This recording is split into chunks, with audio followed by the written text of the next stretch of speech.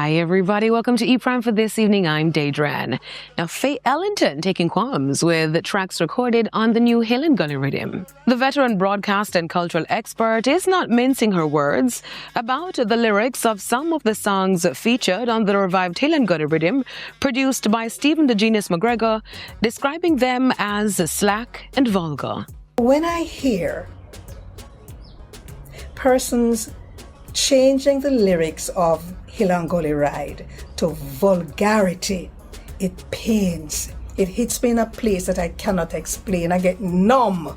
The clip is from a 6-minute, 24-second video uploaded to her YouTube channel with the title, "Jamaicans, do not denigrate or devalue our heritage." All of you who've decided to get down in the gutter, all of you who've decided to get slack and nasty, Hill and Gully Ride, Manuel Road, want to understand on the heritage?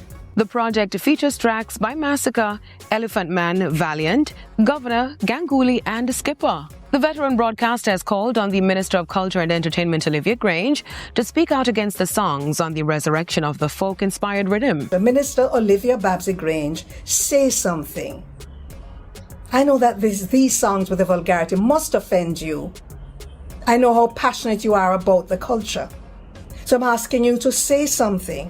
Her comments have been met with mixed reactions. Now, recording artist Tanya Stevens asked the question, what is culture? Is it a rock stone, unmoving? Minister Grange is yet to respond to Ellington's request.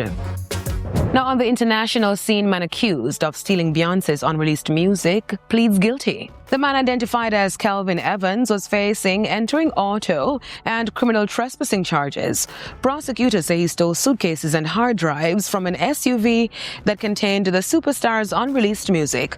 Authorities say surveillance video and tracking signals from stolen Apple devices helped lead investigators to Evans. The items stolen were never recovered. The judge sentenced Evans to 5 years. He will serve 2 years in prison and the rest on probation.